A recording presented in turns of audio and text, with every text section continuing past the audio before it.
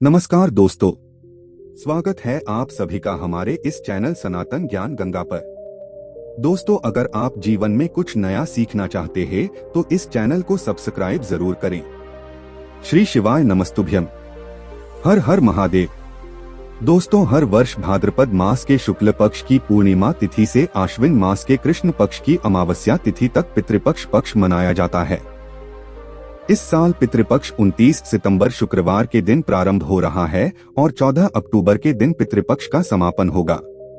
पितृपक्ष 16 दिनों तक चलते हैं। इस दौरान मनुष्य को पितरों की संतुष्टि के लिए उपाय अवश्य करने चाहिए। जो भी पूरी श्रद्धा से अपने पितरों की मुक्ति की कामना करता है, उसके पितर उसे सुख समृद्धि का आशीर्वाद प्रदान करते हैं। हमारी संस्कृति में पूर्वजों का आशीर्वाद प्राप्त करना बहुत ही आवश्यक होता है। मित्रों के आशीर्वाद के बिना मनुष्य का कोई भी कार्य सफल नहीं होता है। जो पितरों का श्राद्ध नहीं करता है, उसका कुल नष्ट हो जाता है, और जो अपने पितरों का श्राद्ध तथा तपन करता है, वह संसार के सभी सुखों को प्राप्त करता है। भगवान विष्णु से वरदान प्राप्त करके मनुष्य के सभी पूर्वज पितृपक्ष के दौरान उन्हें आशीर्वाद प्रदान करने हेतु पृथ्वी पर आते हैं। वे अपने प्रियजनों द्वारा सम्मान प्राप्त करके बहुत आनंदित होते हैं तथा उनके द्वारा बनाए गए भोजन से संतुष्ट होकर समस्त पितृगण अपने प्रियजनों को आशीर्वाद देकर पुनः पितृलोक में लौट जाते हैं। किंतु यदि कोई मनुष्य पितृपक्ष के दौरान अपने पितरों का आदर सत्कार नहीं करता है, उन्हें भोग नहीं चढ़ाता है और उसके पितृ रुष्ट होकर ही लौट जाते हैं, इससे मनुष्य को पितृ दोष लगता है और पितृ दोष के कारण मनुष्य को भयंकर दुखों का सामना करना पड़ता है। गरुड़ पुराण के अनुसार किसी तीर्थ स्थान पर पितरों के तर्पण और श्राद्ध का विशेष महत्व होता है। ऐसी मान्यता है कि गया और बद्रीनाथ या प्रयाग में श्राद्ध करने से पितरों को मोक्ष की प्राप्ति होती है। इसके अलावा जिन लोगों को विशेष स्थान पर श्राद्ध करना संभव नहीं है, वह घर के किसी भी पवित्र स्थान पर कर सकते हैं, लेकिन ध्यान रहे पितरों का श्राद्ध शाम के समय अथवा रात्रि के समय कभी नहीं करना चाहिए। पितरों का आवाहन और पूजा केवल दिन में करनी चाहिए। रात्रि में आवाहन करने में नकारात्मक शक्तियां घर में प्रवेश कर सकती है, अथवा जो पितृ प्रेत योनि में होते हैं वे घर में प्रवेश कर सकते हैं, जिससे घर में दुर्घटनाएं होने लगती हैं। दोस्तों, अगर आप इस चैनल पर नए हैं तो इसे सब्सक्राइब जरूर करें। कमेंट में हर हर महादेव अवश्य लिखें, साथ ही वीडियो को लाइक जरूर करें। आइए जान लेते हैं, गरुड़ पुराण के अनुसार मनुष्य को अपने पितरों को प्रसन्न करने के लिए कौन से महत्वपूर्ण उपाय करने चाहिए। सबसे पहला उपाय, पितृपक्ष के दिनों में लोग मृत आत्माओं का आवाहन करते हैं, जिस कारण से पितरों के साथ अन्य प्रेत आत्माएं भी घर में प्रवेश करने का प्रयास करती हैं। यह प्रेत आत्माएं घर में भयंकर शोक की स्थिति निर्माण कर सकती है। इसीलिए पितृपक्ष पक्ष में अपने घर के मुख्य द्वार के सामने जल का छिड़काव करें। इससे पितृगण अत्यंत संतुष्ट होते हैं और नकारात्मक शक्तियां घर में प्रवेश नहीं कर पाएंगे। दूसरा उपाय, पितृपक्ष में पितरों की संतुष्टि के लिए भोजन बनाया जाता है, लेकिन कुछ लोग इस भोजन को केवल पितरों की तस्वीर के सामने रख देते हैं। मित्र इस भोजन को ग्रहण नहीं कर पाते, इसीलिए आप थोड़ा सा भोजन गौमाता को, कुत्ते को अथवा कौवे को अवश्य खिलाएं, जिससे यह भोजन आपके पितरों को प्राप्त हो सके। तीसरा उपाय, पितृपक्ष में पितरों को प्रसन्न करने के लिए उनकी तस्वीर के सामने शुद्ध घी का दीपक अवश्य जलाएं और अपनी फूल के लिए क्षमा मांगकर उनका आवाहन करें। आपके पितृदेव आपकी सभी गलतियों को माफ करके आपको आशीर्वाद प्रदान करेंगे। चौथा उपाय, यदि आप किसी कारणवश पितृपक्ष में श्राद्ध आदि कर्म न कर पाए तो पितृपक्ष में दक्षिण दिशा में पितरों के लिए एक दीपक जलाएं, गौमाता को रोटी खिलाएं और आप जिस किसी भी स्थान पर मौजूद हो दक्षिण दिशा में मुख करके अपने पितरों से क्षमा मांग लें। पांचवा उपाय, भगवान श्री कृष्ण कहते हैं, जो मनुष्य अपने मृत परिजनों के लिए तिल का दान करता है वह समस्त पापों से मुक्त होकर वैकुंठ में जाता है। इसीलिए अपने पितरों का आशीर्वाद पाने के लिए आप पितृपक्ष में तिल का दान अवश्य करें। छठा उपाय, पितृपक्ष में भूल से भी नीम का पेड़, बरगद का पेड़ और पीपल का पेड़ नहीं काटना चाहिए, इससे मनुष्य को पितृदोष लगता है। पितृपक्ष में सर्प को मारने वाले व्यक्ति को भी पितृदोष का सामना करना पड़ता है।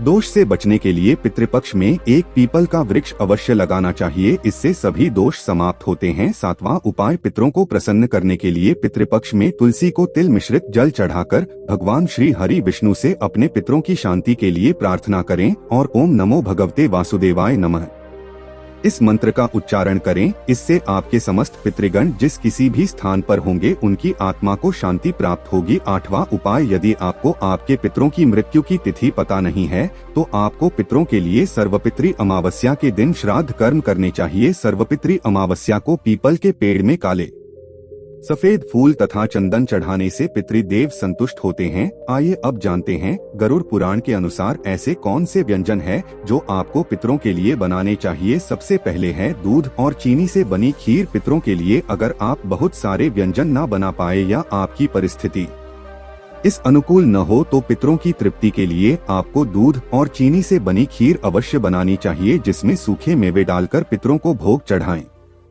इस व्यंजन से उन्हें सबसे ज्यादा आनंद मिलता है और वे प्रसन्न होकर ही आपके द्वार से लौटते हैं। दूसरी चीज है कद्दू की सब्जी। गरुड़ पुराण के अनुसार कद्दू की सब्जी पितरों को अधिक प्रिय होती है। कद्दू को सात्विक व्यंजन माना जाता है जो श्राद्ध और प्रसाद में अक्सर परोसा जाता है। अगर आप भी श्राद्ध का भोजन बना रहे हैं तो कद्दू की सब्जी अवश्य बनाएं और पितरों का आवाहन करते हुए उन्हें अर्पण करें। तीसरी चीज है शुद्ध घी की रोटी। पितृपक्ष में पितरों के लिए शुद्ध घी से बनी रोटी अवश्य बनाएं और पितरों को याद करते हुए एक रोटी कौवे को और 2 छोटी रोटियां बनाकर गाय और कुत्ते को खिलाएं।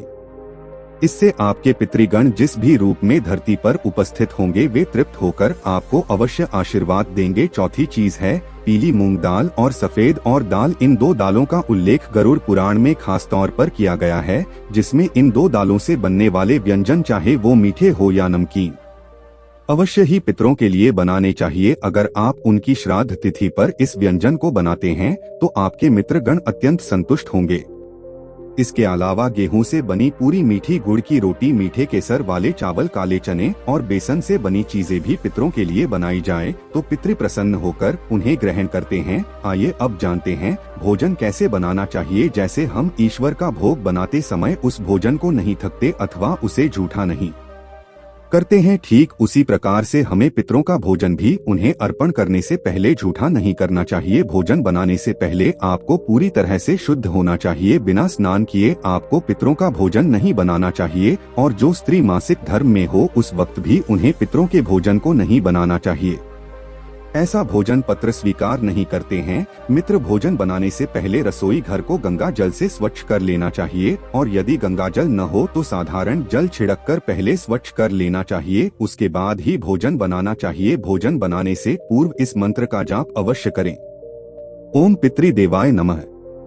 आइए अब जानते हैं पितरों को किस प्रकार का भोजन नहीं चढ़ाना चाहिए।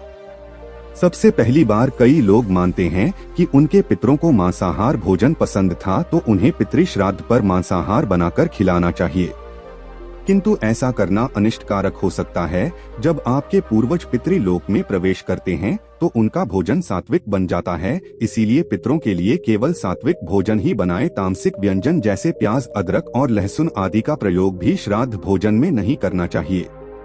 ऐसा भोजन पितृदेव स्वीकार नहीं करते हैं। पितृपक्ष के दौरान कभी किसी बुजुर्ग का अपमान नहीं करना चाहिए, इससे हमारे मित्र रूठ जाते हैं और हम उनके आशीर्वाद से वंचित रह जाते हैं। पितृपक्ष में अपने बड़े बुजुर्गों को सम्मान देना चाहिए, उनके हाथों से दान धर्म करना चाहिए। ऐसा करने पर मनुष्य को श्रेष्ठ फलों की प्राप्ति होता है।